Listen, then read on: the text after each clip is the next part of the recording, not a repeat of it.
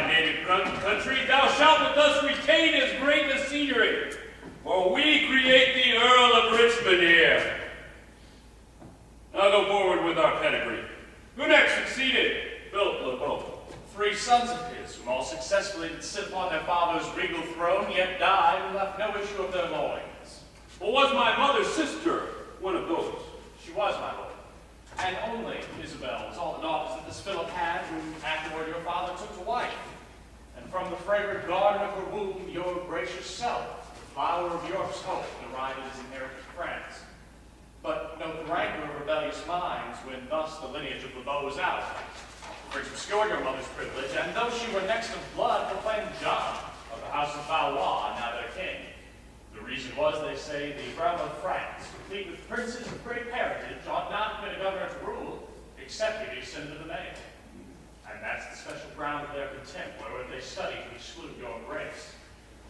Perhaps it will be thought a heinous thing that I, a Frenchman, should discover this, but heaven I call to record of my vows. It is not any hate or pride wrong, but love unto my country and the right provokes my tongue thus lavish in report.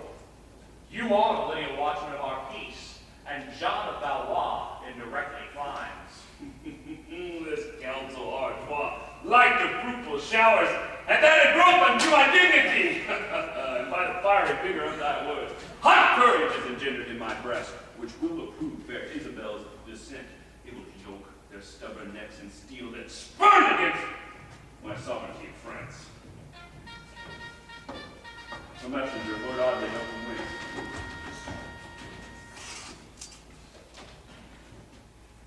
The Duke of Lorraine, having crossed the seas, entreats he may have conference with your highness. Say, Duke of Lorraine, wherefore art thou come? The most renowned prince, King John of France, doth greet thee, Edward, and by thee commands that, for so much as by his little gift the Guillaume Dukedom is entailed to thee, thou do give lowly homage for the same. And for that purpose, here I summon thee. Repair to France within these 40 days, that there, according as the custom is, thou mayst be sworn true liegeman to our king. Or else thy title in that province dies, and he himself will repossess the place. Dare he command a fealty in me? Tell him the crown that he usurps is mine, and where he sets a foot, he ought to kneel. 'Tis not a petty dukedom that I claim, but all the whole dominion of his realm, which if with grudging he refuse to yield, I'll take back those borrowed plumes of his and send him naked to the wilderness.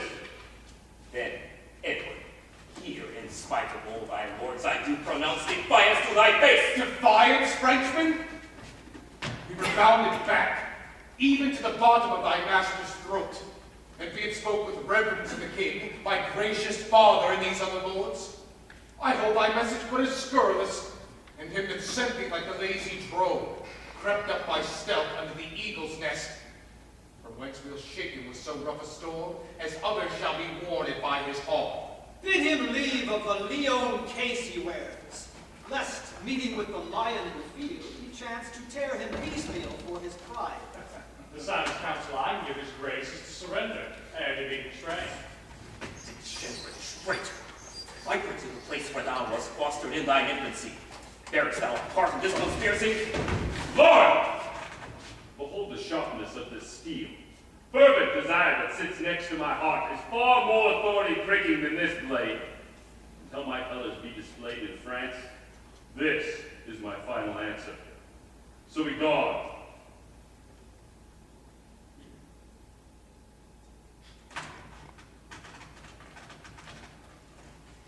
It is not that, nor any English brave, afflicts me so, as doth his poisoned view that is most false should most of all be true.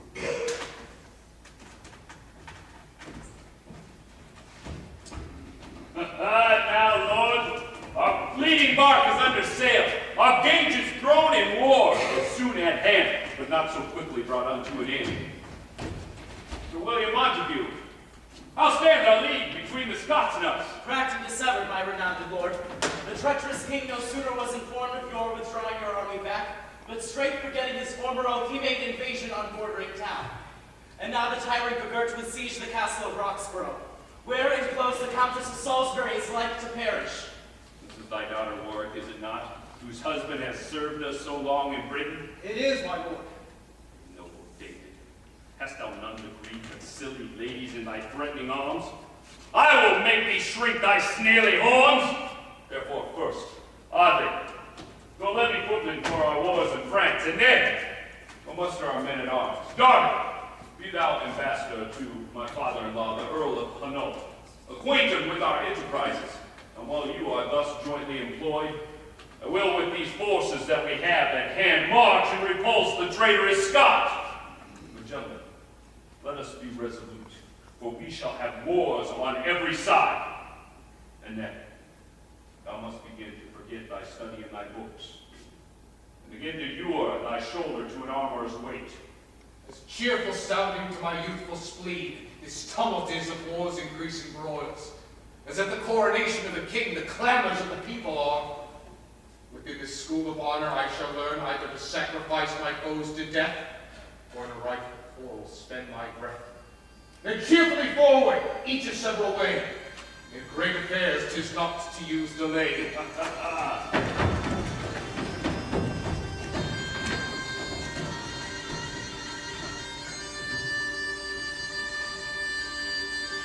Last how much in vain my poor eyes gaze for succor that my sovereign should send. Oh, cousin Montague, I fear that wants the lively spirit sharply to solicit with vehement suit the king in my behalf. I dost not tell you what a grief it is to be the scornful captive of a Scot, to be wooed with broad, untuned oaths, or forced by rough, insulting barbarism. We must withdraw. The everlasting foe comes to the wall. I'll closely step aside, list their babble, blunt and full of pride. My lord of Norway! Do our brother of France commend us, as the man of Christendom that we most reverence and entirely love. Touching your embassage, return and say that we with England will not enter parley, nor never make fair weather or take truce, but rather burn their neighbor towns, and so persist with eager roads beyond their city York. Farewell. Tell him you left us here before the castle. Say you came from us, even when we had that yielded to our hands. I take my leave, and fairly will return your acceptable greeting to my king. Ha ha! Now, Douglas, to this former matter again, for the division of this certain spoil. My liege, I crave the lady and no more. Nay, soft ye, sir. First I must make my choice. First, I do bespeak her for myself. Well then, my liege, let me enjoy her jewels. Hey, those are her own, still liable to her. And who inherits her, hath those withal. My liege, as we were pricking on the hills to fetch and booty marching hitherward, we might descry a mighty host of men. The sun reflecting on the armor showed a field of plate, a wood of pigs advanced. Bethink your highness speedily herein. An easy march within 4 hours will bring the hindmost rank unto this place, my liege. Dislodge! Dislodge! It is the king of England! Give me your man! Stab my body black! Meanest thou to fight, Douglas? We are too weak. I know it well, my liege, and therefore fly. My lords of Scotland, will ye stay and drink? March on us, Douglas. I cannot endure it. Say good, my lord, which you see must have the lady, and which her jewels. I'm sure, my lord, you will not hence till you have shared the spoils. She heard the messenger, and heard our talk, and now that comfort makes her scorn at us. On, my good lord! Oh, we are all surprised! After the French ambassador, my liege, and tell him that you dare not ride to York. Excuse it that your bonny horse is lame. Oh, she heard that too! Intolerable girl! Farewell, woman, though I do not stay now. 'Tis not for fear that you run away. Happy comfort, welcome to our house. Oh, confident and boisterous, boasting Scot, that swore before my walls they would not back for all the armed power of this land, with faceless fear that ever turns his back, turned hence against the blasting northeast wind, upon the bare report and name of arms. Oh, summer's day, see where my cousin comes. How fares my aunts? We are not Scots. Why do you shut your gates against your friends? Well may I give a welcome cousin to thee, for thou comest well to chase my foes from hence. The king himself has come in person hither. Dear aunt, descend and gratulate his highness. Oh,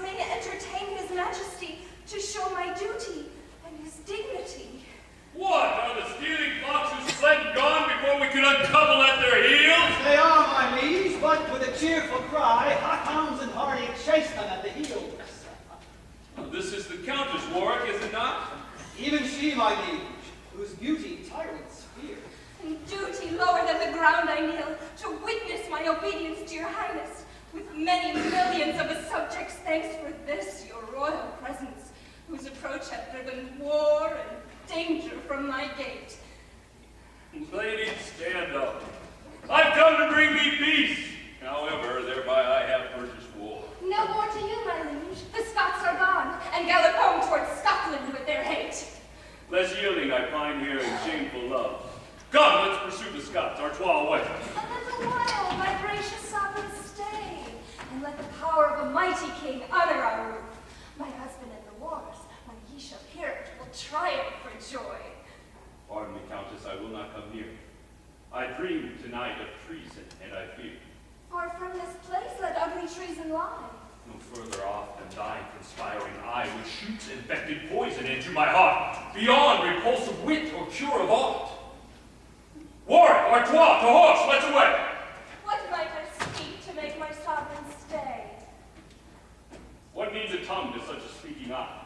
The more persuades than winning oratory. Let not thy presence like the April sun flatter earth and suddenly be done. Our house, my liege, is like a country swain whose habit rude and manners blunt and plain presageth not. Yet inly beautified, with bounties, riches, and fair hidden pride. Oh, these ragged walls no testimony are what is within, but like a cloak that hide from weather's waste the undergarnished pride. More gracious than my charms can let thee be, entreat thyself to stay a while with me. Wise as fair as fond fit can be heard. When wisdom keeps the gate as beauty's guard, it shall attend, as I attend on thee. Come on, my lords, I will host here tonight.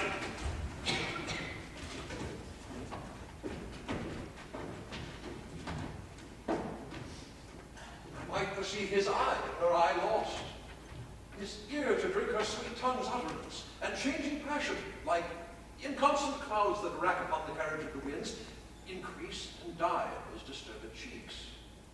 Though, when she blushed, even then did he turn pale, as if her cheeks, by some enchanted power, attracted had the cherry blood from his. Anon, with reverent fear, when she turned pale, his cheeks put on their scarlet ornaments.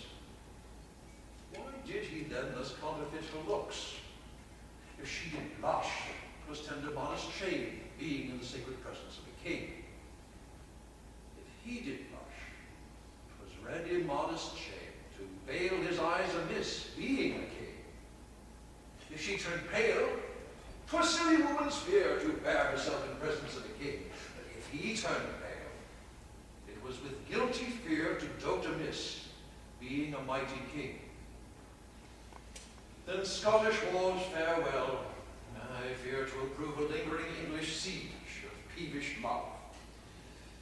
Ah, here comes his highness walking all alone. She hath grown far fair since I came hither. I cannot blame the Scots that did besiege her, for she is all the treasure of our land. But call them cowards that they ran away, having so rich and fair a cause to stay. Art thou there, Lottaway? Give me ink and paper. I will, my king. This fellow is well read in poetry, and has a lusty and persuasive spirit. I will acquaint him with my passion, which he shall shadow in a veil of lawn, through which the queen of beauty's queen shall see herself the ground of my infirmity. Hast thou ink, pen, and paper ready, Lottaway? Ready, my liege. Then in the summer arbor sit by me. Now, Lottaway, thou must invocate some golden muse that may bring hither an enchanted pen that may for sighs set down true sighs indeed. And when thou writest of love and couch the word, so that it may raise a drop in a Tartar's eye for so much moving at the poet's pen, that if thou be a poet, move thou so, and be enriched by thy sovereign's love. To whom, my liege, shall I direct my style?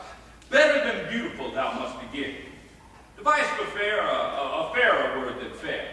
And when thou praise her ornaments, lie them a pitch above the soar of praise, for 10 times 10,000 more the worth exceeds, that thou must praise for praise's worth. Begin. I will contemplate her the while.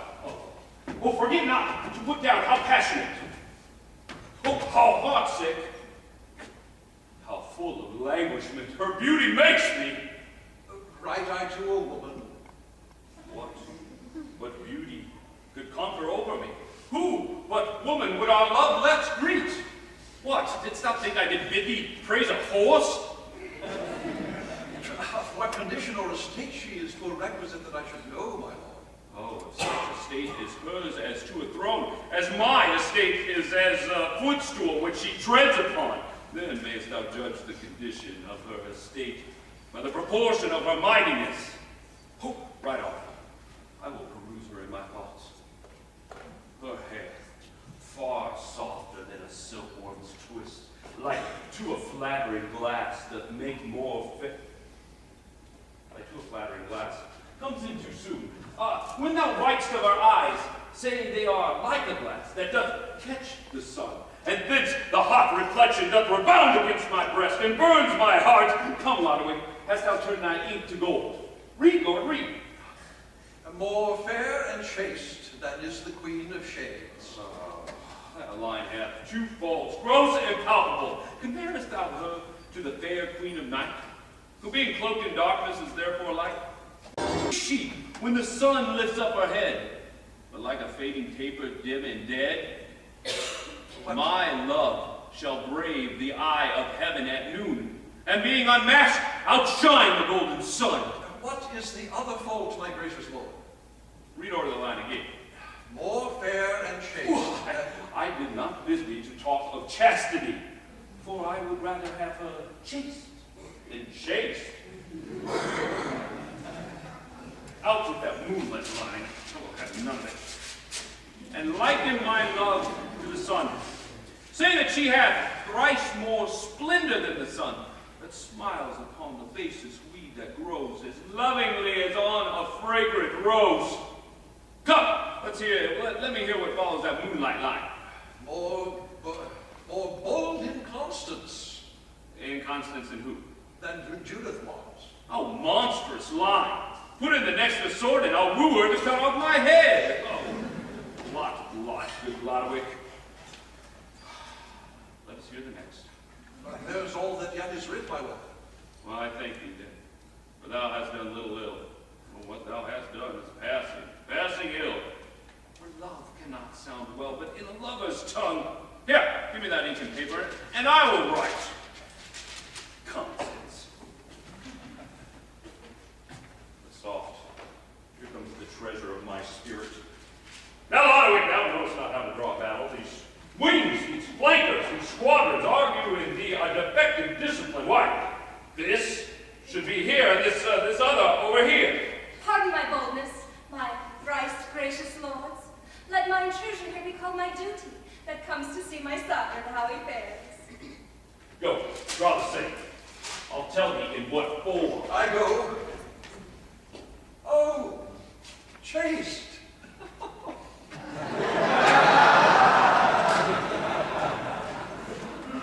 Pray, I yearn to see my liege so sad. What might thy subject do to drive from thee that gloomy consort, sullen melancholy? Oh, lady, I am blood, and cannot straw the flower of malice in a ground of shame. Since I came hither, I am wrong. Oh, God forbid that any in my house should think my sovereign wrong. Thrice, gentle king, acquaint me with your cause of discontent. How near would I then be to remedy? As near, my liege, as all my woman's power can paw myself to buy my remedy. If thou speakest true, then I have my regrets. Engage all thy power to redeem my joy, and I am joyful, Countess, else I die. I will, my liege. Swear that thou wilt. By heaven, I will.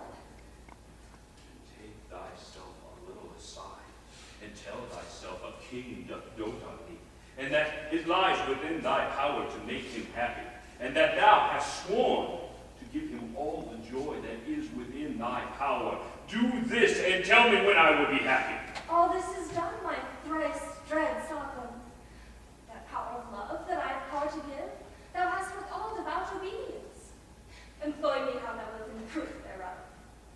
Dost thou not hear I do dote on thee? If on my beauty, take it if thou canst.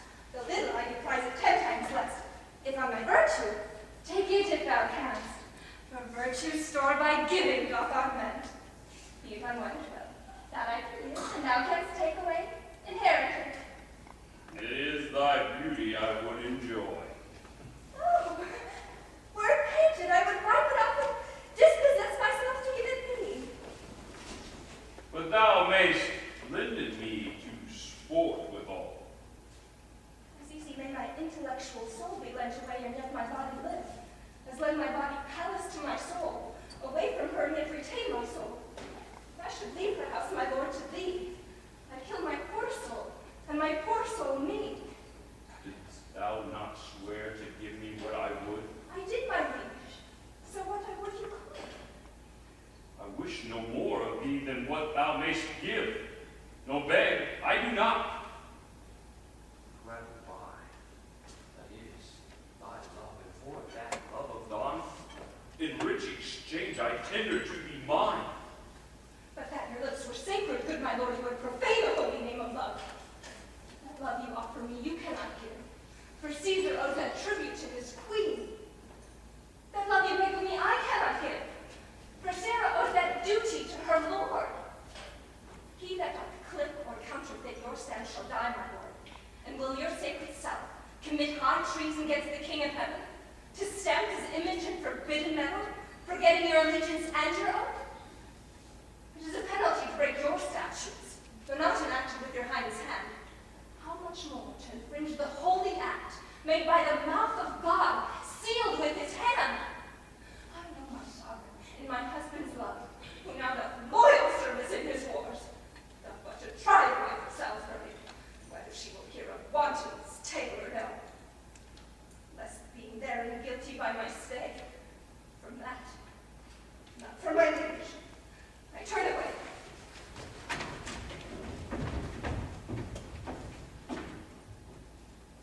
Oh, how the wind doth beautify a sail, and as that sail becomes the unseen wind, so doth her words, her beauty's words.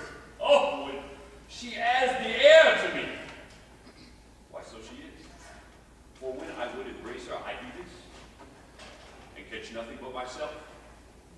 Oh, I will enjoy her, for I cannot be beyond reason or reproof fond love away. Here comes her father. I will work with him to bear my colors in this field of love. How is it that my sovereign is so sad?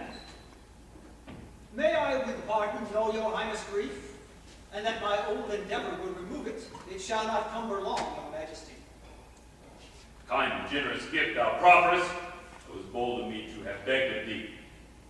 But oh, thou world, great nurse of flattery, why dost thou tip the tongue of men with golden words, and tease their deeds with the heavy weight of lead, that fair performance cannot follow promise? Far be it from the honor of my age that I should owe bright gold and render lead. Age is a cynic, not a flatterer. I say again, that if I knew your grief, and that by me it may be lessened, my proper harm should by your highness good. These are the vulgar tenders of false men who never pay the duty of thy words. For when thou knowest of my grief's condition, this rash, disgorged vomit of thy words, thou would eat up again and leave me helpless. By heaven I will not, though your majesty did bid me run upon your sword and die. What? Thinkst thou cannot unswear an oath again?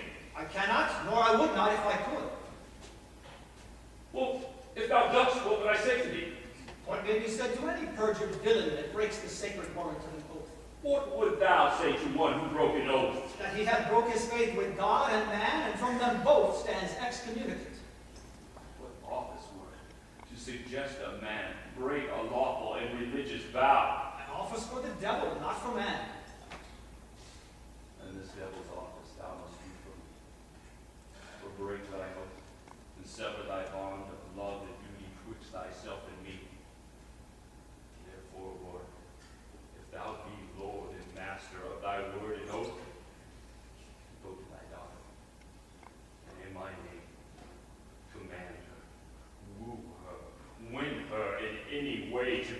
mistress and my secret love, I will not stand to hear reply. Thy oath breaks hers, or let thy sovereign die.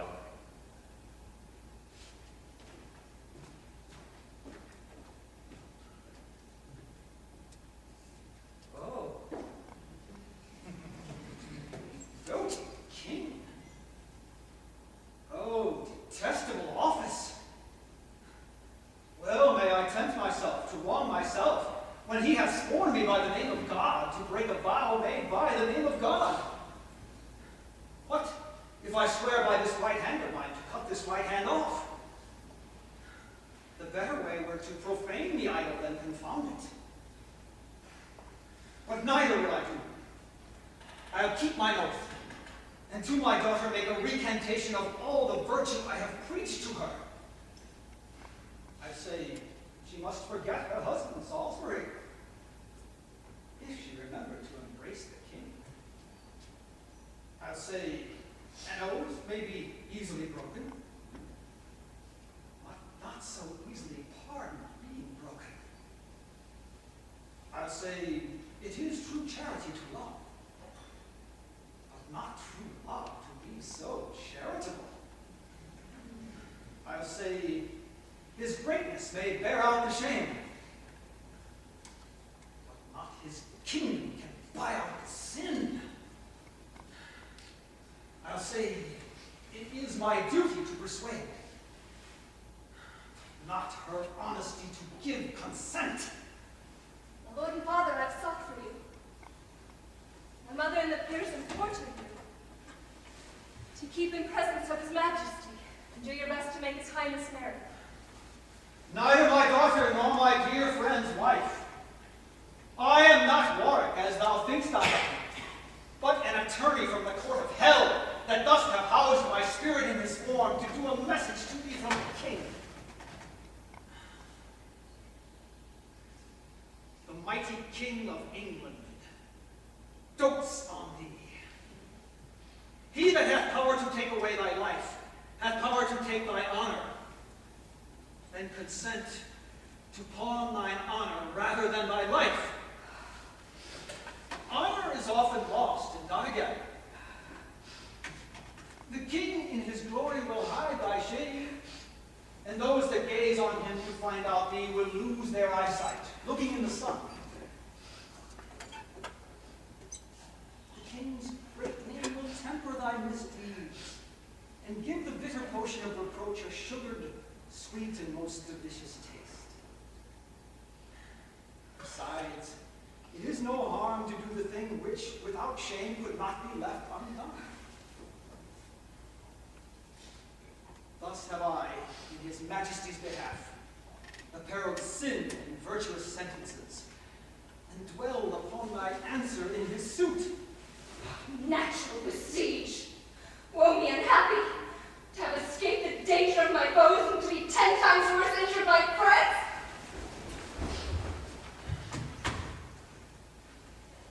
Hath he no means to stain my honest blood, but to corrupt the author of my blood, to be his scandalous and vile solicitor?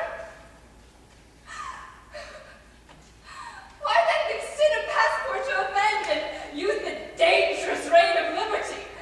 Blot out the strict forbidding of the law and cancel every canon that prescribes a shame for shame or penance for offense. No!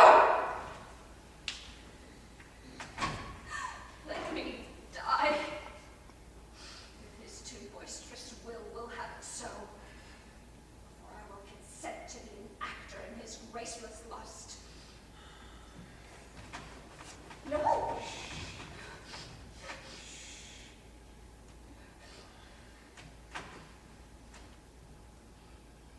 Why now thou speakst as I would have thee speak, and mark how I unsay my words again. An honorable grave is more esteemed than the polluted closet of a king. The greater man, the greater is the thing, be it good or bad, that he shall undertake. A spacious field of reasons could I urge between his glory, daughter, and thy shame. That poison shows worst in a golden cup, and every glory that inclines to sin The shame is trebled by the opposite.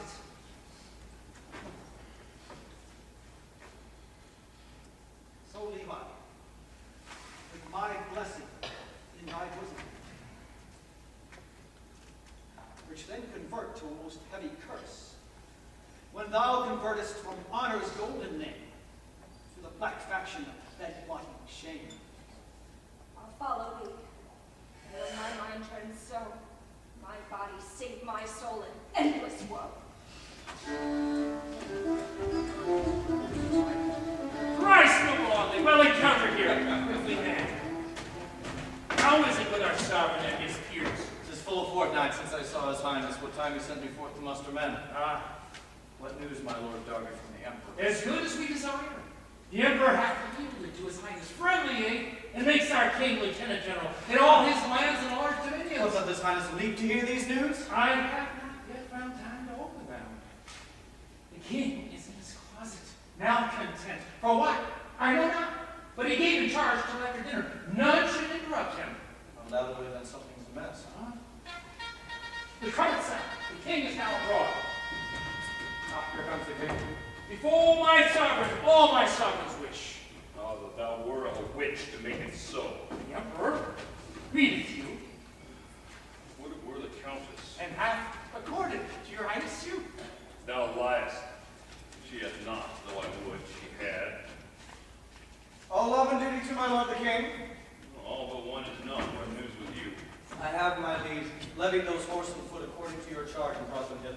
Well, then let those foot trudge hence upon those horse according to my charge and be gone. Darby, I'll look upon the countess mine anon. The countess mine, your liege. I mean the emperor. Leave me alone. What's his mind? Let's leave him to his humor. Now the heart's abundance does speak through the tongue. Countess for emperor? And why not? For she is as imperator over me, and I, a kneeling vassal, to observe the pleasure or the displeasure of her eye. Much said, the more than Cleopatra's match to her Caesar now. That yet, my liege, ere night she will resolve, your majesty. What drum is this that thunders forth this march? Go bid the drummer to learn to touch the lute, or hang himself in the braces of his drum. For we now find this a most uncivil thing. To trouble heaven with such harsh resounds. Away! This quarrel requires no arms, but these my own, which shall meet their foe in a deep march of penetrable groans. My eyes shall be the arrow, my sighs shall act as vantage of the wind to whirl away the sweetest artillery. My liege, the drum that strokes the lusty march stands with Prince Edward, your thrice valiant son. I see the boy. Oh, how his mother's face is modeled in his. Corrects my straight desire. Breaks my heart and chides my thievish eyes, that being so rich in seeing her, yet look elsewhere. Come, boy, what news? I have assembled, my dear lord and father, the choicest buds of all our English blood for our affairs in France. And here we come to take direction from your majesty. In him I still see her delineate, his mother's visage. For his eyes are hers, that wistfully look down on me and make me blush. Lust is fire, and men, like lanthorns, show like lust in themselves, through themselves. Shall the large limit of fair Britain by myself be o'erthrown? Shall I not master this little mansion in myself? Oh, give me an armor of eternal steel. I go to conquer kings. Come, boy, advance, and with our colors we shall sweep the air of France. My liege, the countess with a smiling cheer desires access unto your majesty. Why, there it goes. For her beauty hath ransomed captive France, and set the king, the dauphin, and his peers at liberty.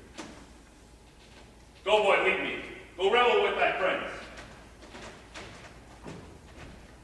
Go fetch the Countess hither in thy hand, that she may chase away these wintry clouds for her view. Those clouds to go from heaven and earth. Go, Barwick, put thy hand in my purse. Play, spin, riot, do what thou wilt, so thou wilt hint and leave me here a while. I go. What says my soul's playfellow? Art thou come to say the more than heavenly yea to my objection in thy beauteous love? My father on his blessing hath commanded That thou shalt yield to me. I, dear my liege, your due. Aye, and by this, my sweet love is right for right, and tender love for love. And wrong for wrong, and endless hate for hate. But sith I see your majesty so bent, that my unwillingness, my husband's love, your high estate, nor no respect respected can be my help, but that your mightiness will overbear in all these dear regards. I find my discontent to my content, and what I would not, I'll compel I will, provided that yourself remove those lips that stand between your highness' love and mine. Name them, fair countess, and by heaven I will. It is their lives that stand between our love that I would have choked up, my sovereign. Whose lives, my lady? My thrice loving liege, your queen and Salisbury, my wedded husband, who living have that title in our love that we cannot bestow but by their death. Thy opposition is beyond our law. So is your desire. If the law can hinder you to execute the one, let it forbid you to attempt the other. I cannot think you love me as you say, unless you do make good what you have sworn. No more. Thy husband and the queen shall die. Thy beauty makes them guilty in the death, and adds in evidence that they shall die. And by this verdict, I, their judge, condemn them. What says my sweet love? Is she resolute? Resolute to be dissolute, and therefore this. Keep but thy word, great king, and I am thine. Stand where I lost. I'll part a little from thee, and see how I will yield me to thy hands. Here by my side I'll hang my wedding knives. Take thou the one and with it kill thy queen, and with this other I'll dispatch my love which now lies fast asleep within my heart. When they are gone, then I'll consent to love thou. Stir not, lascivious king, to hinder me. My resolution is more nimbler far than thy prevention can be in my rescue. If thou stir, I strike. Therefore stand still near the choice that I will put thee to. Either swear to leave thy most unholy suit, and never henceforth to solicit me, or else by heaven their sharp-pointed knife shall stain thy heart with that which thou wouldst stain my poor chaste blood. Swear, Edward, swear, or I will strike and die before thee here. Even by this power, I swear, that gives me the power to be ashamed of myself. For never shall these lips part to speak any word in such a suit. Arise, and let my fault be thy honest fate. For I am awakened from an idle dream. Warwick, Artois, Derby, my son, great soldiers all. Where are you all this while? Warwick, I name thee Warden of the North, thou Prince of Wales, and Audley, straight to sea. Myself and Derby shall to Flanders. And ere the sun doth gild the eastern sky, we'll meet it in our martial harmony.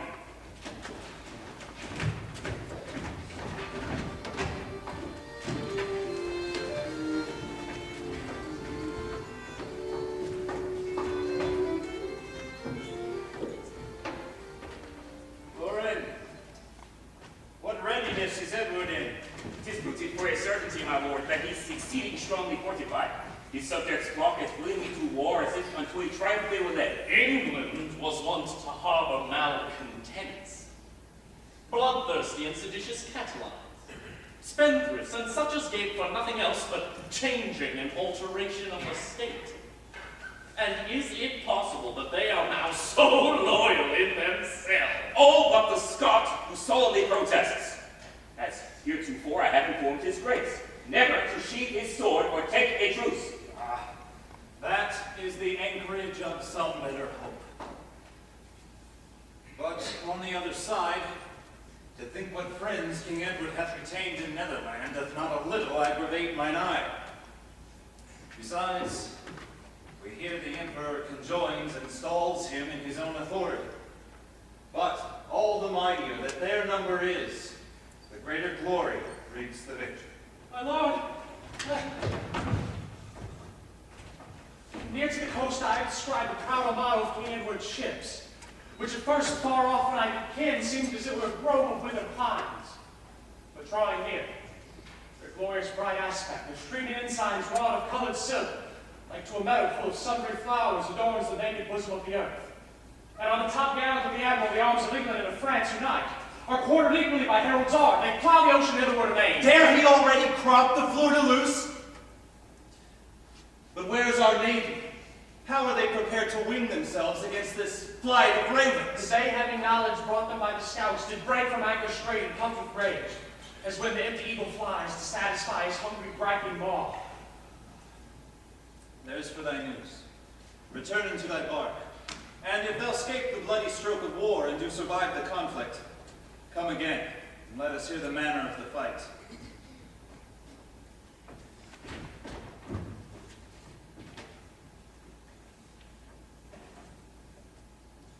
Mean space, my lords. 'Tis best we be dispersed to several places, lest they chance to land. First you, my lord, with our Bohemian troops shall pitch your battles on the lower hand. My eldest son, the Duke of Normandy, together with the aid of Muscovite, shall climb the higher ground another way. Here in the middle coast, betwixt you both, Philip, my youngest boy, and I will lodge. So lords, be gone, and look unto your charge. You stand for France, an empire fair and large.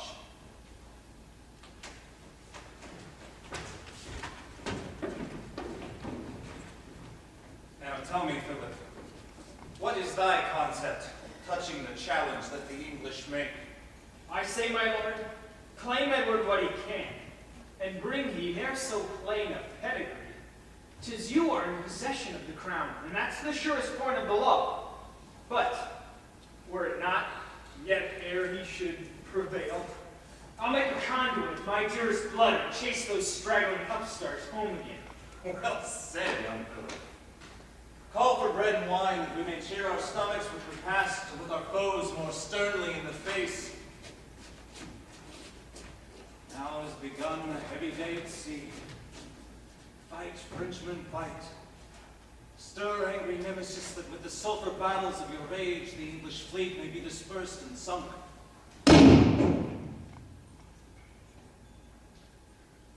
Oh, Father, how this echoing cannon shot digests my case. Oh, now, boy, thou hear'st what thundering terror 'tis, to buckle for a kingdom's sovereignty. The earth, with giddy trembling when it shakes, affrights not more than kings when they dispose to show the rancor of their high swollen hearts. Retreat is sounded. One side hath the worse. Now to be the French sweet fortune turn. My heart misgives. Say, mirror of pale death, to whom belongs the honor of this day? Relate, I pray thee, if thy breath will serve the sad discourse of this discomfiture. My gracious sovereign, France hath paid the foil, and boasting Edward triumphs with success. Of these iron-hearted navies, when last I was reported to your grace, both full of angry spleen, of hope and fear, at last conjoined. And by their admiral I have encountered many shot. But by this the other that beheld his twain converged pain and further wrath. Like fiery dragons took their haughty flight. From the smoky womb sent many grim ambassadors of death. And in the day turned to gloomy night. Darkness did as well enclose the quick as those that were but newly reft of life.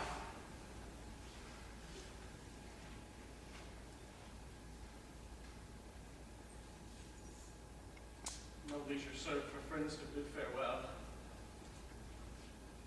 And if it had, the hideous noise was such that each other seemed deaf and dumb. Purple, the sea whose channel filled as fast, the streaming north from the main fells, did her gushing moisture break into cranny cleftures of through-shot planks. Here flew ahead, severed from the trunk. There, mangled arms and legs were tossed aloft, as when a whirlwind takes the summer dust and scatters in the middle of the air. The mighty soon reeling vessels split, and tottering sank into the ruthless flood, until their lofty tops were seen no more. All ships were tried, both for defense and hurt, and now the effect of valor and force, of resolution and of cowardice, we lively pictured how the one for fame, the other by compulsion laid about, but all in vain. Both the sun, wind, and tide revolted into our foemen's side, that we perforce were fain to give them way, and they are landed. Thus my tale is done, we have untimely lost, and they have won. Then rest there nothing, but with present speed to join our several forces all in one, and bid them battle ere they range too far. Come, gentle Philip, let us hence depart. The soldier's words pierce thy father's heart.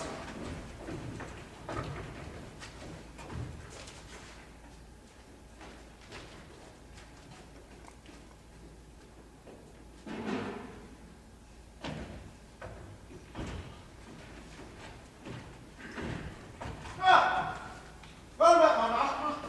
How now, what's the news? Wherefore art thou laden with? Stop. Have ye not heard the news that flies abroad? What news? How the French navy is destroyed at sea, and that the English army has arrived. What then? What then, quoth you? Why, is it not time to fly when envy and destruction is so nigh? Ah, content thee, man. They are still far above from men. Will be met, I warrant you, to their cost, will they break so far into the realm. Aye. The grasshopper doth spend his time in mirthful jollity till winter cometh, and then too late he would redeem his time when frozen cold have nipped his careless hand. Be like you then despair of all success. Think your country would be subjugate. We cannot tell, but 'tis good to fear the worst. Better to fight than like unnatural sons forsake their loving parents in distress. Tush! They that have already taken arms are many fearful millions to the respect of the small handful of our enemies. But 'tis a rightful quarrel must prevail. Edward is son unto our late king's sister, while Jean Valois is 3 degrees removed. Fly, countrymen, and citizens of France, slaughter and mischief walk within their streets, and unrestrained make havoc as they pass. The form whereof even now myself beheld upon this fair mountain whence I came. I might perceive 5 cities all on fire, cornfields and vineyards burning like an oven, and as the leaking vapor in the wind turned but aside, I likewise might discern the poor inhabitants escape the flame, fall numberless upon the soldiers' pikes. Fly therefore, citizens, if you be wise. Here, if you stay, your wives will be abused, your treasure shared before your wicked eyes. Away! Away! Oh, methinks I hear their drums. All rich in France and greatly fear thy fall. Thy glory shaketh like a tottering wall. Good news, my lord. The prince is hard in hand. With him comes Lord Orthwein and the rest. Welcome, fair prince. How hast thou sped since thy arrival on the coast of France? Successfully, I thank the gracious heavens. Some of their strongest cities we have won, and others wasted, leaving at our heels a wide apparent field and beaten path. Yet those who would surrender we kindly pardoned, but who in scorn refused our proffered peace, endured the penalty of sharp revenge. But tell me, Ned, in all thy warlike course, hast thou not seen the usurping king of France? Yes, my good lord, and not 2 hours ago, with full 100,000 fighting men upon the one side of the river's bank, and on the other both his multitudes. I fear they would have cropped our smaller power, but happily perceiving our approach, he hath withdrawn himself to Cressy Plains, whereas it seemeth by his good array he means to bid us battle present. Well, he shall be welcome there, but that's the thing we crave. Edward, know that John, the true King of France, spits in thy face, and in this manner following, upbraids thee with thine arrogant intrusion. First, I do condemn thee for a fugitive. Next, insomuch thou hast infringed thy faith, broke league and solemn covenant made with me, I take thee for a false, pernicious wretch. And last of all, although I scorn to cope with one so much inferior to myself, yet in respect, thy thirst is all for gold. Thy labor is rather to be feared than loved. To satisfy thy lust in either part, here am I come, and with me have I brought exceeding store of treasure, pearl and coin. Leave now, therefore, to persecute the weak, and armed, entering conflict with the armed, let it be seen, amongst other petty thefts, how thou canst win this pillage manfully. Know that thy wolfish bark cannot hurt. 'Tis slyly to insinuate to the world that one might say that I am but timorous, or coldly negligent, did need a spur. Bethink thyself how slack I was at sea, how since my landing I have won no towns, have entered no further but upon the coast, and there ever after securely slept. But if thou thinkst that I have been otherwise employed, imagine thou, whether I intend to skirmish, not for pillage, but for the crown. That thou dost wear, and I vow to have, or one of us shall fall into his grave. Look not for cross invectives at our hands, or railing execrations of despite. Let creeping serpents hidden hollow banks sting with their tongues. We have remorseless swords, and they shall plead for us in our affairs. Yet thus much briefly, by my father's leave. If all the immodest poison of thy throat is scandalous and most notorious lies, and our pretended quarrel is truly just, so end the battle when we meet today. May either of us prosper and prevail, or luckless, cursed, receive eternal shame. Therefore, say thou, whether thou wilt yet resign before the sickle thrusts into the corn, or my enkindled fury becomes flame. Edward, I know what right thou hast in France, and ere I basely will resign my crown, this champion field shall be a pool of blood, and all our prospect as a slaughterhouse. Aye, that proves thee tyrant what thou art. No father, king, or shepherd of thy realm, but one that tears our entrails with thy hands, and like a thirsty tiger sucks their blood. You peers of France, why do you follow him that is so prodigal to spend your lives? Whom should they follow, aged impotent? But he that is the true-born son. Upbraidest thou him because time hath engraved the deep characters of age? No, these grave scholars of experience, like stiff-grown oaks, will stand immovable when whirlwind would upturn younger trees. Was any of thy father's house king but thyself before this present time? Edward's great lineage, by the mother side, 500 years hath held the scepter up. Judge then, conspirators, which is the true-born sovereign, this or that? Father, range your battles. Prate no more. These English fain would spend the time in words, that night approaching, they might escape unfought. Lords, and my loving subjects, now's the time that your intended force must bide the touch. Therefore, my friends, consider this in brief. He that you fight for is your natural king. He against whom you fight, a foreigner. He that you fight for rules in clemency and reigns you with a mild and gentle bit. He against whom you fight, if he prevail, will straight enthrone himself in tyranny, make slaves of you, and with a heavy hand curtail and curb your sweetest liberties. Then, to protect your country and your king, let but the haughty courage of your hearts answer the number of your able hands, and we shall quickly chase these fugitives. For what's this Edward but a belly god, a tender and lascivious wantonness that t'other day was almost dead for love. Then, Frenchmen, scorn that such should be your lords, and rather bind ye them in captive bands. Now on this plain of Cressy spread yourselves, and Edward, when thou darest, begin the fight.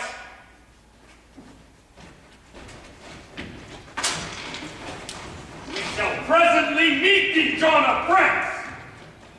Now, English lords, let us resolve this day either declare ourselves of this scandalous crime, or be entombed in our innocence. Now, Ned, since this is the first battle that thou hast fought in pitched field, as is the ancient custom of martialists to dub thee with the tip of chivalry, in solemn manner we will give thee arms. Now, Harold, orderly bring forth a strong retirement for my son the prince. Edward Plantagenet, as it is the name of God, and as with this armor I do impale thy breast, let thy noble, unrelenting heart never let in the basest affection. Fight and be valiant. Conquer where thou comest. Now, lords, do him honor to Edward Plantagenet, Prince of Wales. As I do set this helmet for thy head, wherewith the chamber of thy brain is fenced, so may thy temples with Bellona's hand be still adorned with laurel victory. Fight, be valiant, conquer where thou comest. Edward Plantagenet, Prince of Wales, receive this sword into thy manly hand. Use it in fashion of a brazen pen to draw forth bloody stratagems in France, and print thy valiant deeds in honor's book. Fight and be valiant. Vanquish where thou comest. Edward Plantagenet, hold. Take this target. Wear it on thy arm, and the view thereof, like Perseus' shield, astonish and transform thy gazing foes into senseless images of meager death. Fight and be valiant. Conquer where thou comest. Now wants not but a knighthood, which we defer, and leave till thou hast won it in the field. My gracious father and ye forward peers, this honor you have done me animates and cheers my green and scarce appearing strength with comfortable good presaging signs. These hallowed gifts of yours will I profane, or use them not to glory of my God, to patronage the fatherless and poor, or for the benefit of England's peace. Beat not my joints, wax feeble both mine arms, wither my heart, that like a sapless tree I may remain the map of infamy. Let our steel battles now be raged. The leading of the wayward men is thine. For the main battles I shall lead myself. Darby in the rearward shall march, that we shall be orderly disposed and set in array. Let us do horse, and God grant us this day.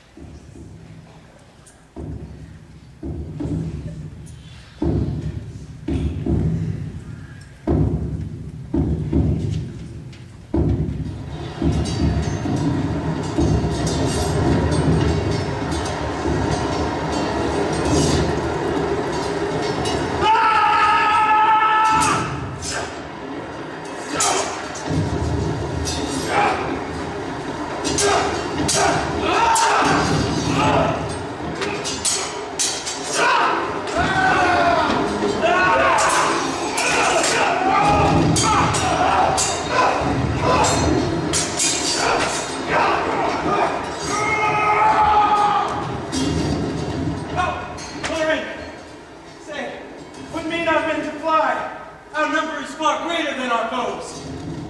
The garrison of Genoa, my lord, that came from Paris weary of their march, grudging to be so suddenly employed. No sooner in the forefront took their place, but straight retiring.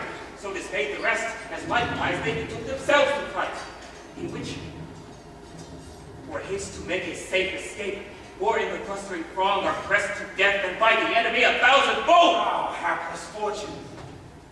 Let us yet essay if we can counsel some of them to stay. Lord Audley, while my son is in the chase, withdraw our power unto this little hill, and for a season let us breathe ourselves. Well, my lord.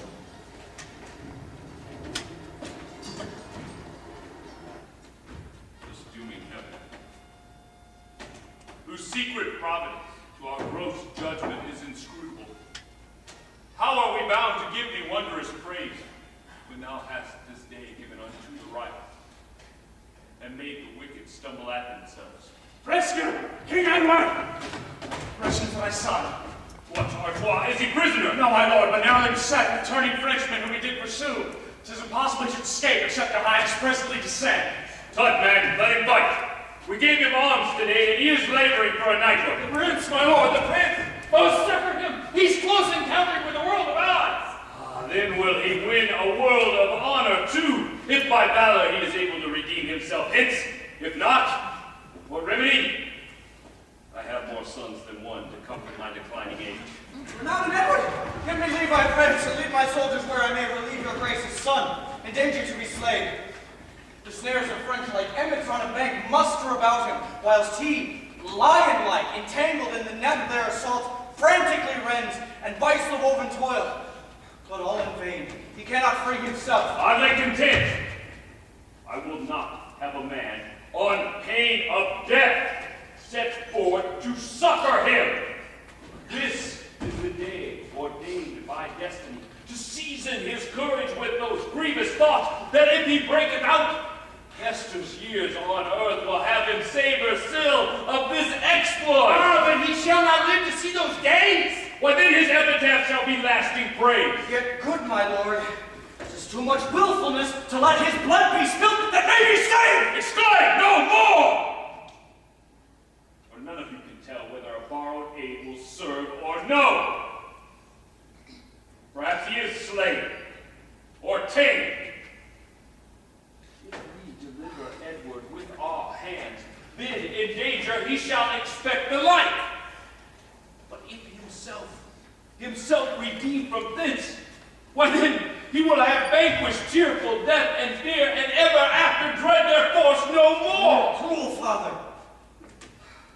Farewell, Edward. Farewell, sweet prince, the hope of chivalry. Would my life might ransom you from death. But so, methinks I hear the dismal sound of trumpets loud and treat. All are not slain that went with him, I hope. Some will return with tidings good or bad. Oh, joyful sight! Victorious Henry! Prince! Welcome, Plantagenet! First, having done my duty as beseemed, lords, I greet you all with hearty thanks. And here, with humble duty, I present this sacrifice, this first fruit of my sword, cropped and cut down e'en at the gate of death.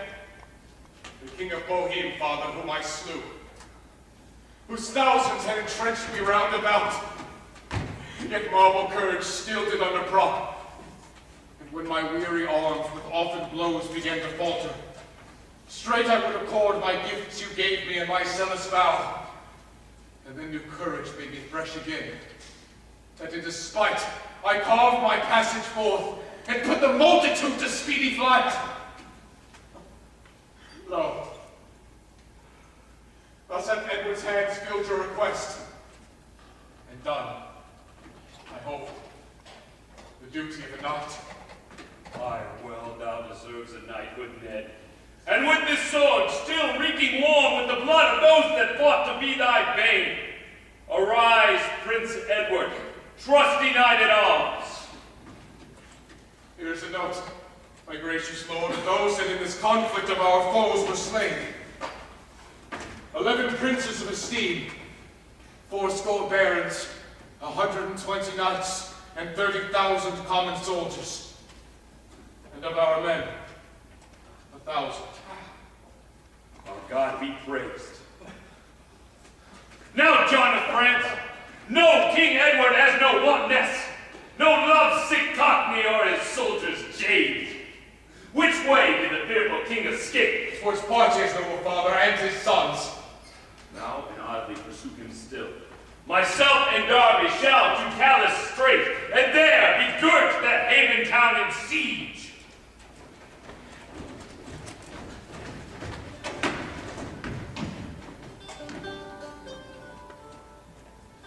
My lord of Salisbury, since by your aid mine enemy Sir Charles of Blois is slain, and I again am quietly possessed, and Britain's dukedom, know that I resolve for this kind furtherance of your king and you, to swear allegiance to his majesty. In sign whereof receive this coronet, bear it unto him with all mine oath, never to be but Edward's faithful friend. I take it, Montague, and hope ere long the whole dominions of the realm of France will be surrendered to his conquering hand.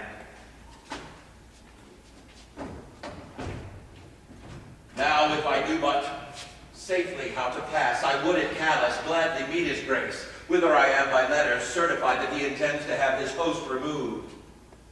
It shall be so. This policy will serve. Ho! Who's within? Bring Villiers to me.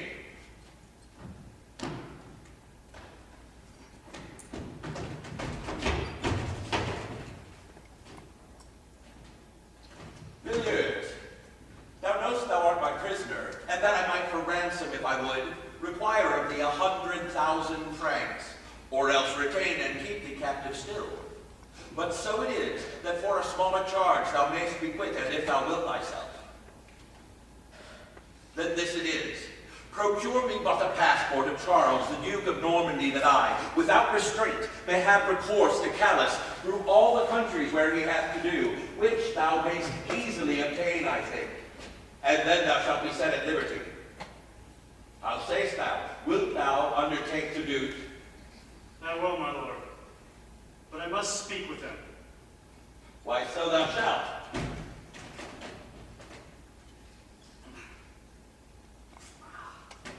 Take horse and post from him. Only before thou goest, swear by thy faith that if thou canst not compass my desire, thou wilt return my prisoner back again, and that shall be sufficient warrant for me. To those conditions I agree, my lord, and will unfeignedly perform the same. Farewell, Villiers. Thus once I mean to try a Frenchman's faith.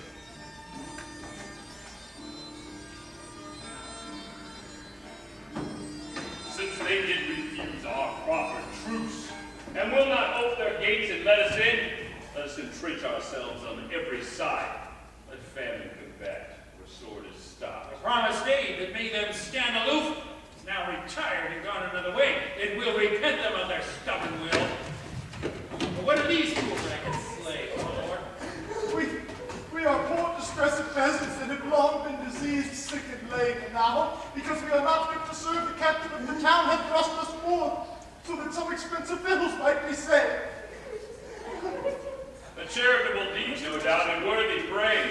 But we are thy enemy in such a suit that can do nothing but the less than put you to the sword, since when we proffered truce that did refuse. If thy grace no otherwise vouchsafe, as welcome death is unto us as life. Go, Darby. See that they be relieved. Command that victuals be appointed all. And to everyone give 5 crowns apiece. Thank you. Quickly! Thank you. Now the lion scorns to touch the yielding prey, and Edward's sword must flesh itself in such. My lord, Sir William,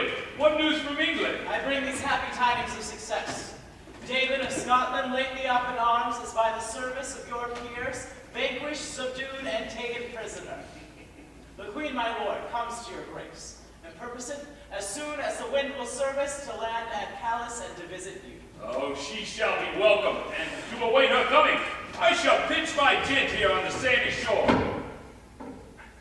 The burgesses of Calais, mighty king, the by council willingly decree to yield the town and castle to your hands, upon condition it would please your grace to grant them benefit of life and goods.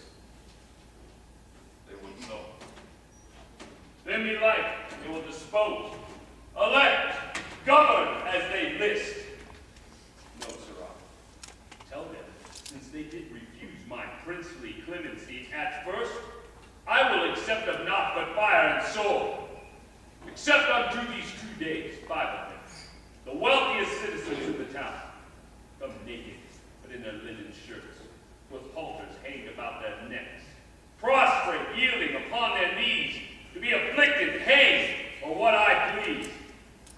And so, you may inform their mastership.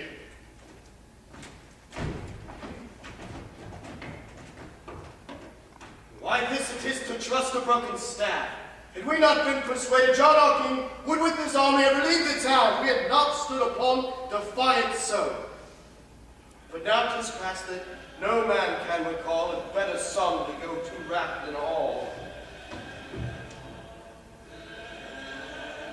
I wonder, Villiers, thou shouldst importune me for one that is our deadly enemy. Not for his sake, my gracious lord, so much am I become an earnest advocate, as that thereby my ransom will be quit. Thy ransom, man? Why needst thou talk of that? Art thou not free, and are not all occasions that happen for the advantage of our foes to be accepted of and stood upon? No, good my lord, except the same be just. For a prophet must with honor be commixed, or else our actions are but scandalous. But letting pass their intricate objections, will it please your highness to subscribe or no? Villiers, I will not, nor I cannot do it. Salisbury shall not have his will so much to claim a passport how it pleaseth himself. Then I know the extremity, my lord. I must return to prison whence I came. Return? I hope thou wilt not. What bird that hath escaped the fowler's gin will not beware how she's ensnared again? Or what is he so senseless and secure that, having hardly passed the dangerous goal, will put himself in peril there again? But it is mine oath, my gracious lord, which I in conscience may not violate, or else the kingdom shall not draw me hence. Thine oath? Why, that to bind thee to abide. Hast thou not sworn obedience to thy prince? In all things that uprightly he commands. But to either persuade or threaten me not to perform the covenant of my word is lawless, and I need not to obey. Why is it lawful for a man to kill and not to break the promise with his foe? To kill, my lord, when war is once proclaimed, so that our quarrel be for wrongs received, no doubt, is lawfully permitted us. But in an oath, we must be well advised how we do swear, and when we once have sworn not to infringe it, we die therefore. Stay, my Villiers. Thine honorable mind deserves to be eternally admired, and my suit no longer thus deferred. Give me the paper. I'll subscribe to it. And wheretofore I love thee as Villiers, hereafter I'll embrace thee as myself. Stay, be still in favor with thy lord. I humbly thank your grace. I must dispatch and send this passport first unto the earl. Then I will serve at your highness' pleasure. Do so, Villiers. And Charles, when he hath need, be such his soldiers, whatsoever he speak.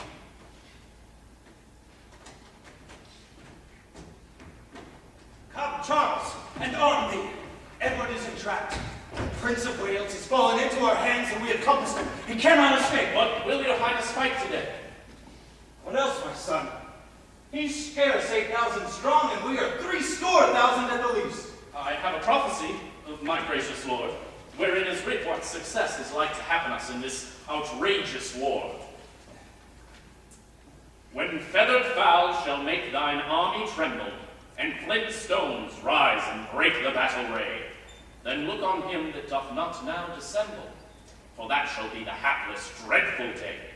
Yet in the end thy foot thou shalt advance, as far in England as thy foe in France. By this it seems we shall be fortunate. since he doth promise that we shall drive him hence, and forage their country as they have done ours. By this revenge that loss will seem the less. But all are frivolous fancies, toys, and dreams. Once we are sure we have ensnared the son, catch we the father act how we can.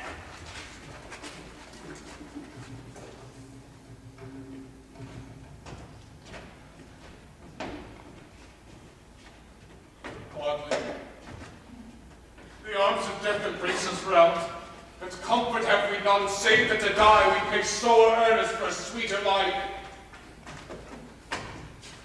At Crecy Field, our clouds of warlike smoke choked up those French mouths and dissevered them. But now their multitudes of millions hide, basking as it were in the beauteous burning sun, leaving no hope to us but sullen dark and eyeless terror of all ending night. Before us in the valley lies the king, vantage with all that heaven and earth can yield. His party stronger battle than our whole. His son, the brave Duke of Normandy, had trimmed the mountain on our right hand up in shining plate, that now the spiring hill shows like a silver quarry on orbit. Philip, the younger issue of the king, coating the other hill in such array that all his gilded upright heights do seem straight trees of gold, their pendants leaves. Behind us, too, the hill does show its height. For like a half moon, opening but one way, it rounds us in. There, at our backs, are lodged the fatal crossbows, and the battle there is governed by the Rochechoulion. And thus it stands.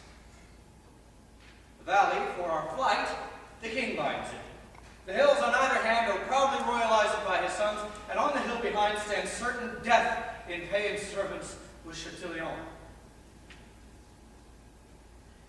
Death's name is much more mighty than his deeds. Thy parceling this power hath made it more. As many sands as these my hands can hold are but my handful of so many sands. But if I stand to count them sand by sand, the number would confound my memory, and make 1,000 millions of a task, which briefly is no more indeed than one. These quarters, squadrons, and these regiments before, behind us, and on either hand are but a power. When we name a man, his hand, his foot, his head hath several strengths. And being all but oneself instant strength, why all this many on me is but one. And we can call it all but one man's strength. He that hath far to go tells it by miles. If he should count the steps, it kills his heart. The drops are infinite that make a flood, and yet thou knowest we call it but a rain. There is but one France, one king of France, that France had no more kings, and that same king hath but the puissant legion of one king. And we have one. Then apprehend no odds, for 1 to 1 is fair equality.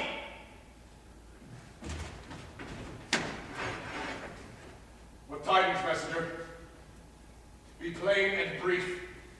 The King of France, my sovereign lord and master, greets by me as foe, the Prince of Wales. If thou call forth 100 men of name, of lords, knights, squires, and English gentlemen, with thyself and those kneel at his feet, he straight will fold his bloody colours up, and ransom shall redeem lives forfeited. If not, this day shall drink more English blood than e'er was buried in our British earth. What is the answer to his proffered mercy? This heaven that covers France contains the mercy that draws from me submissive oracles.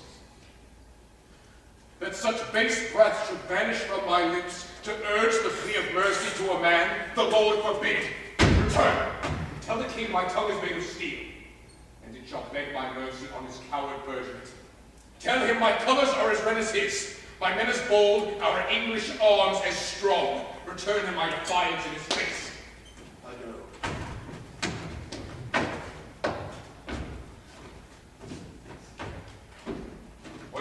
with thee? The Duke of Normandy, my lord and master, pitying thy youth is so engirded with peril, by me has sent a nibble-jointed jennet, as swift as ever yet held his bestride. And therewithal he counsels thee to fly. Else death himself hath sworn that thou shalt die. Back with the beast unto the beast that sent him. Tell him I cannot sit a coward's horse. Bid him today bestride the jade himself, for I will stain my horse quite all with blood, and double gild my spurs, but I will catch him. So tell the carving boy, and get thee gone.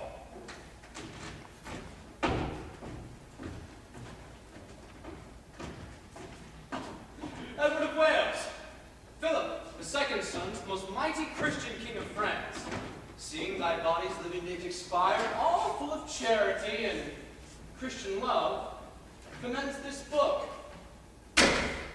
full fraught with prayers. To thy fair hand and to thy hour of life, entreat thee that thou meditate therein, and arm thy soul for her long journey toward. Thus have I done his bidding and returned. Herald of Philip, greet thy lord from me. All good that he can send I can receive. But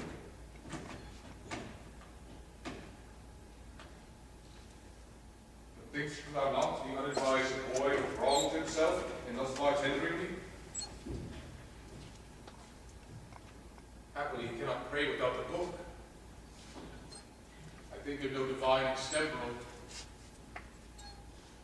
Then render back this commonplace of prayer to do himself good in adversity. Oh, soft! He knows not my sin's quality, and therefore knows no prayers for my avail. Ere night, his prayer may be to pray to God, to put it in my heart to hear his prayer. So tell the courtly wanton, and be gone. I go.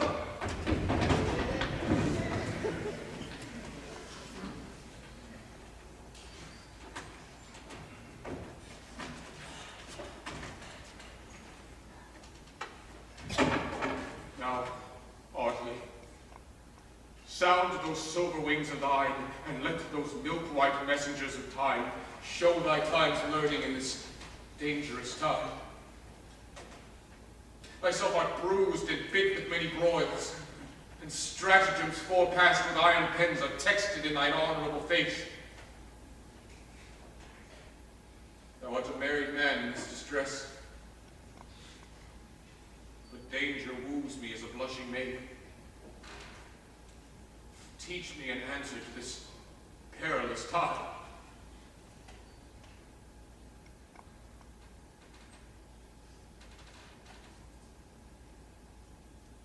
To die is all as common as to live.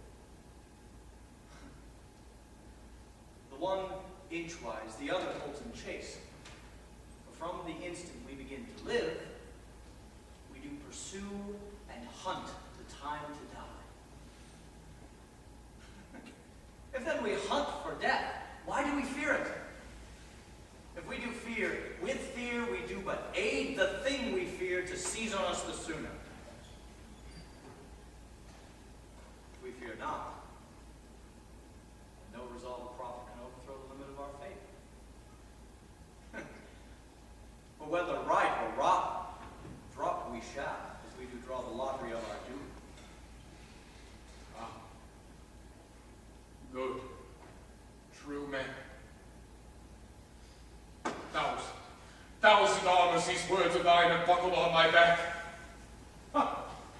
What an idiot hast thou made of life, to seek the thing it fears, and how disgraced the imperial victory of murder and death, since all the lives his conquering arrows strike, seek him, and he not there to shame his glory.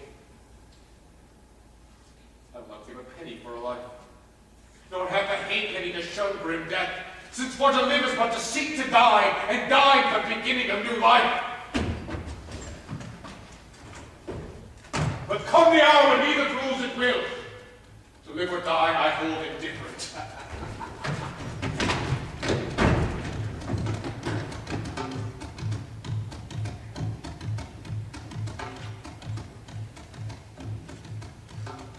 Sudden darkness hath defaced the sky. The winds are crept into their caves for fear. The leaves move not. The world is hushed and still. The birds cease singing, and the wandering brook murmurs no wonted greeting into its shores. Silence attends some wonder and expected that heaven should pronounce some prophecy. Where or from whom proceeds this silence, Charles? Amen. With open mouths and staring eyes to look on each other. As they did attend each other's words, and yet no creature speaks. A tongue-tied fear hath made a midnight hour, and speech is sleep through all the waking regions. But now, the pompous sun in all his pride looks through his golden coach upon the world, and on a sudden hath he hid himself.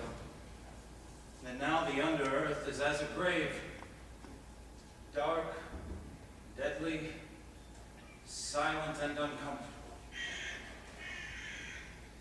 Hark, what a deadly outcry do I hear! It comes from brother Philip. All dismayed. A flight! A flight! Coward, what flight? A flight! Goliath, there needs no flight! Flight! Await thy craven powers and tell on. What is the matter? A flight of ugly ravens who croak and hover over our soldiers' heads, right as our forces are in battle. With our approach came the sudden fog, which now hath hid the airy floor of heaven, and made it noon a night, unnatural upon the quaking and dismayed world. In brief, our soldiers have let fall their arms, and stand like metamorphosed images, bloodless and pale when gazing on another. Aye. Now I call to mind the prophecy. But I must give no entrance to a fear. Return, and hearten up these yielding souls. Tell them the ravens, seeing us in arms, come but to dine upon our handiwork, and prey upon the carrion that we kill. Even so, these ravens, for the carcasses of those poor English that are marked to die hover about. And if they cry to us, 'tis but for meat that we must kill for them. Away, and comfort up my soldiers! Behold, my liege, this night and 40 more whom the better part slain and fled, with endeavor sought to break our ranks and make their way to the encompassed prince. Dispose of him as please, your majesty. Go. And the next bound soldier that thou seest, disgrace it with his body present. For I do hold a tree in France too good to be the gallows of an English thief. My lord of Normandy, I have your pass and warrant for my safety through this land.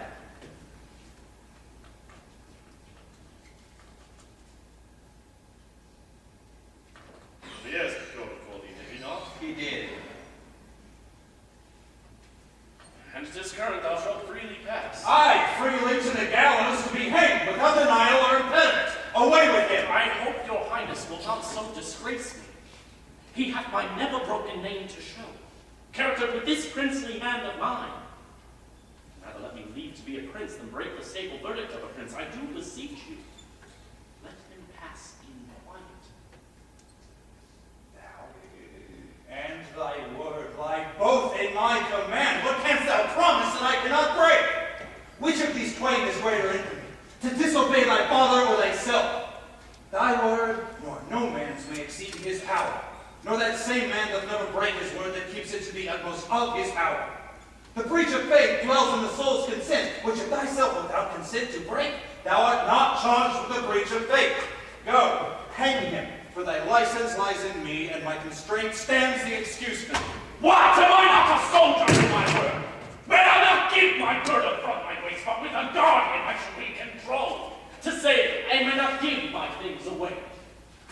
On my life, had Edward, Prince of Wales, engaged his word, writ down his noble hand for all your knights to pass his father's land, the royal king, to grace his warlike son, would not alone safe conduct give to them, but with all bounty feasted them and theirs. Dwellst thou on precedence? Then be it so. Say, Englishman, of what degree thou art? An earl in England, though a prisoner here, and those that know me call me Salisbury. Then, Salisbury, say whither thou art bound. To Calais, where my liege King Edward is. To Calais, Salisbury. Then to Calais pack, and bid the king prepare a noble grave to put his princely son, Black Edward, in.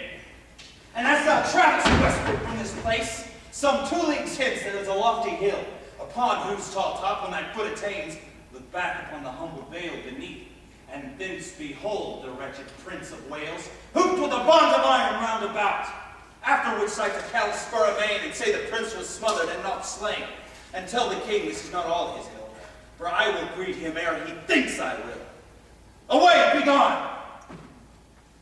The smoke but of our shots will choke our foes, though bullets hit them not.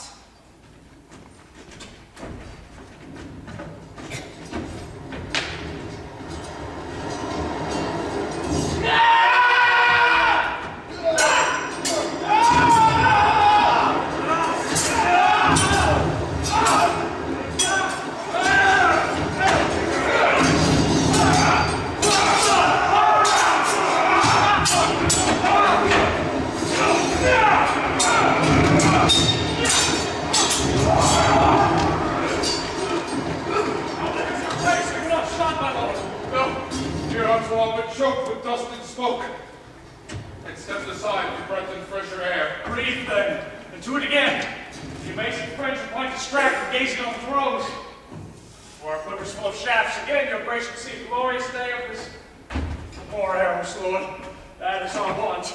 Courage, Orthwein. A fit for feathered shafts, when feathered fowls and bandy on our side. What need we fight, and sweat, and keep a coil, when raining crows outscold our adversaries?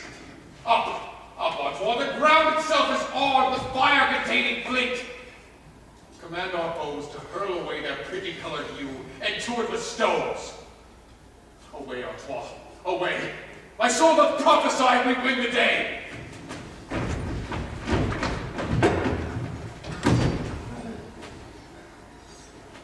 Our multitudes are in themselves confounded, dismayed and distraught. Swift starting fear hath buzzed a cold dismay through all our army, and every petty disadvantage prompts the fear-possessed abject soul to fly. Myself, whose spirit is steel to their dull lead, what with recalling of the prophecy, and that our native stones from English arms rebel against us, find myself attainted with strong surprise and weak and guilty fear. Fly, father, fly! The French do kill the French! Some that would stand and drive, and some that fly. On drums spread nothing but discouragement, on trumpets sound dishonor and retire! The spirit of fear, that fear not but death, how it works confusion on itself. Pluck out your eyes, and see not this day's shade. An arm hath beat an army. One poor David hath with a stone foiled 20 stout Goliaths. Some 20 naked starvelings with small flints have driven back a puissant host of men, arrayed and fenced in all compliments. They quated us and kill us all. No less than 40,000 wicked elders have 40 lean slaves this day stoned to death. All the talk of some other countrymen. This day hath set derision on the French, and all the world will blurt and scorn at us. What? Is there no hope left? No hope but death, to bury up our shame. Make up once more with me. The 20th part of those that live are men enough to wear the feeble handful on the adverse part. Then charge again. If heaven be not opposed, we cannot lose the day. On! Away!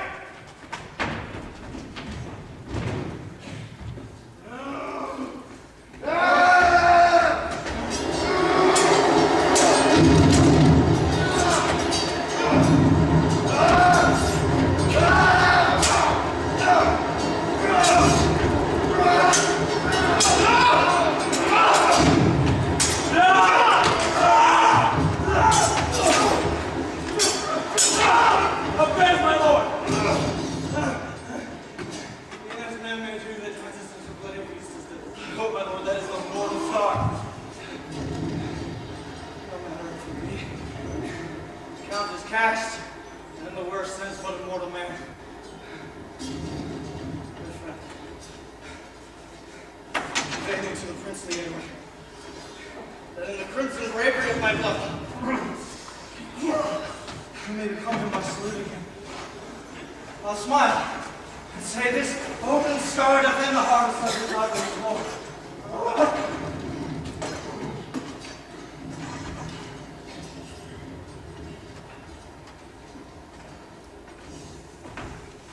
Now, John in France, and lately John of France, thy bloody ensigns are my captive colours, and you, high vaunting Charles of Normandy, that once today sent me a horse to fly, are now the subjects of my clemency. Fie, lords, is it not a shame that English boys, whose early days are not yet worth a beard, should in the bosom of your kingdom thus, 1 against 20, beat you up together? Thy fortune, not thy force, hath conquered us. An argument that heaven aids the right. See, Artois doth bring with him along the late good counsel giver to my soul. Welcome, Artois.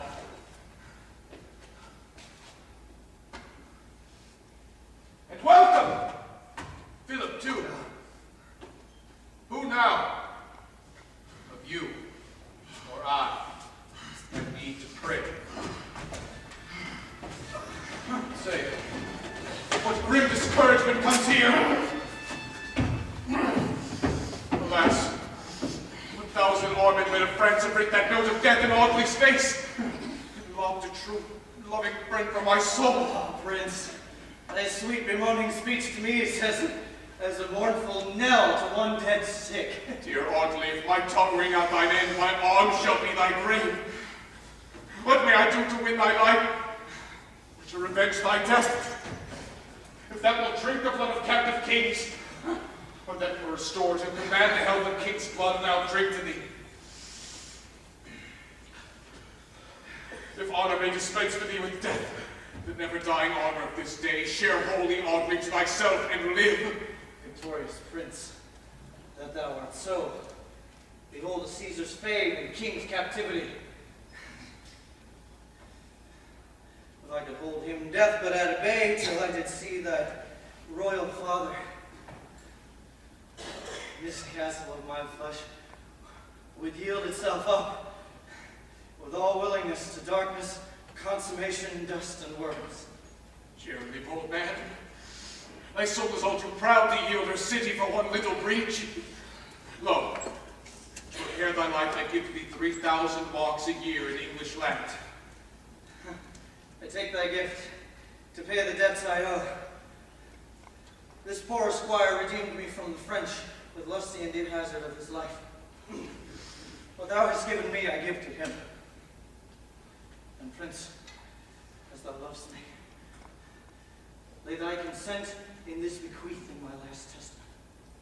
Renowned Audley live, and have from me this gift twice double to this esquire and thee. But live or die, what thou hast given away to these and theirs shall lasting freedom stay. Come, gentlemen, I will see my friend bestowed with him an easy litter. March, proudly toward Calais the triumphant taste of my royal father. There bring tribute to my wars, fair France his king.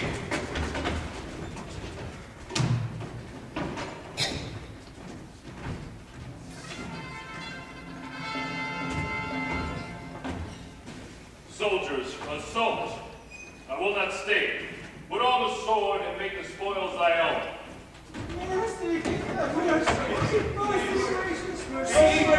Contemptuous villains, call ye now for a truce? My ears are stopped to your bootless cries. Sound drum, alarum, draw threatening sword. Noble prince, take pity on this town and hear us, mighty king. We claim the promise that your highness made. The 2 days' respite is not yet expired, and we are come, with willingness to bear what torturing death or punishment you please, so that the trembling multitude be safe. My promise. Well, I do recall as much. But I do require the chiefest citizen and men of most account to submit themselves. No, cannot your reach us thus. The song, Dread Lord. that in the western fall beholds us now low brought through misery, did in the Orient's purple of the wars salute our coming forth when we were known, or may our portion be with damned fiends? If this be so, our covenant shall stand. We will possess this town in peace. But you, gentlemen, look not for remorse, for your bodies will be dragged about these walls, and after, feel the lash of quartering steel. This is thy doom. Soldiers, see that it's done. Ah, be more mild than two of these yielding men. 'Tis a glorious thing to establish peace, and kings approach nearest unto God by granting life and safety unto men. As thou intendest to be king of France, so let your people live to call thee king. What the sword cuts down or fire hath spoiled is held in reputation, none of ours.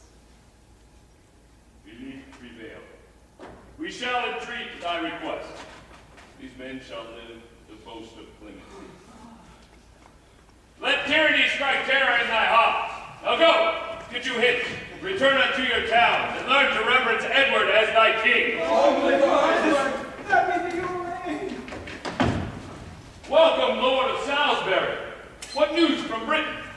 This mighty king, the country we have won, and William Montague, regent of that place, present your highness with this coronet protesting true allegiance to your grace. We thank thee, valiant Earl. Challenge our favor, for we owe it thee. But now, my lord, as this is joyful news, so must my voice be tragical again, and I must sing of doleful accidents. What, have I been the overthrows at Poitiers? Is our son beset with too much odds? He was, my lord, and as my worthless self, with 40 other serviceable knights, under safe conduct of the Dauphin's seal, did travail that way, finding him distressed. A troop of lances met us on the way, surprised and brought us, prisoners to the king, who, proud of this and eager of revenge, commanded straight to cut off all our heads, and surely we had died, but that the duke, more full of honor than his angry sire, procured our quick deliverance from thence. Yet ere we went, salute your king, quoth he. Bid him provide a funeral for his son. Today our sword his thread of life. This said, we passed, not daring to reply. Our hearts were dead, our looks diffused and wan. Wandering at last, we climbed unto a hill from whence, although our grief were much before, yet now to see the occasion with our eyes did thrice so much increase our heaviness. But there, my lord, oh there, we did descry down in a valley how both armies lay. The French had cast their trenches like a ring, and every barricado's open front was thick embossed with brazen ordnance. Here stood a battalion of 10,000 horse, and in their midst, like to a slender point, stood famous Edward, still expecting when those dogs of France would fasten on his flesh. Anon the death-procuring knell begins. The battles join, and when we could no more discern the difference twixt the friend and foe, so intricate the dark confusion was, away we turned our watery eyes with sighs as black as powder fuming into smoke. And thus, I fear, unhappy, have I told the most untimely tale of Edward's fall. Oh me! Is this my welcome into France? Is this the comfort I have looked to have when I should meet with my beloved son? Sweet friend, I would thy mother in the sea had prevented this mortal fate. Comfort thyself, gentle queen, as I do, with thoughts of sharp, unheard of, dire revenge. Ye bid me now to give him funeral, and I shall. And all the peers of France shall mourners be, weeping out tears of blood, while we bewail our son's decease. Rejoice, my lord. Ascend the imperial throne. The mighty and redoubted Prince of Wales, great servitor to bloody Mars in arms, the Frenchman's terror and his country's fame, triumphant rideth like a Roman peer. And lowly at the stirrup comes afoot King John of France, together with his son in captive bonds, whose diadem he brings to crown thee with, and pronounce thee king. Stop thy mourning, Philippe. Wipe thine eyes. Sound trumpet, welcome in Plantagenet. As things long lost that are again, so doth my son rejoice his father's heart.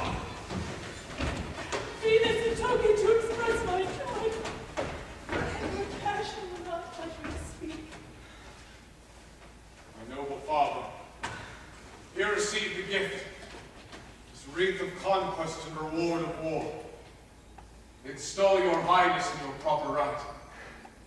And herewithal I render to your hands these prisoners, chief occasions of our strife. So, John of France, I see thou keep thy word.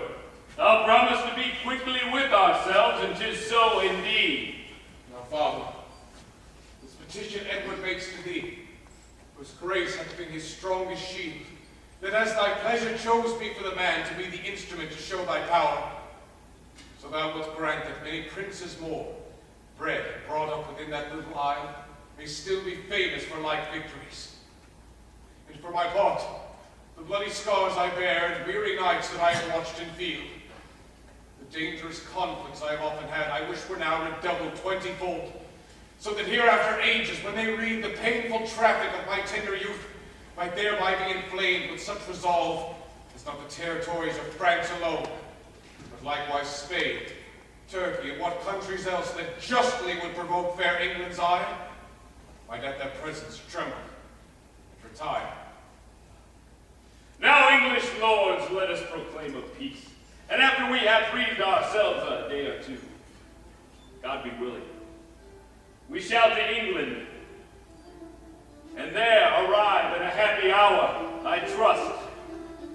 3 princes, 2 kings,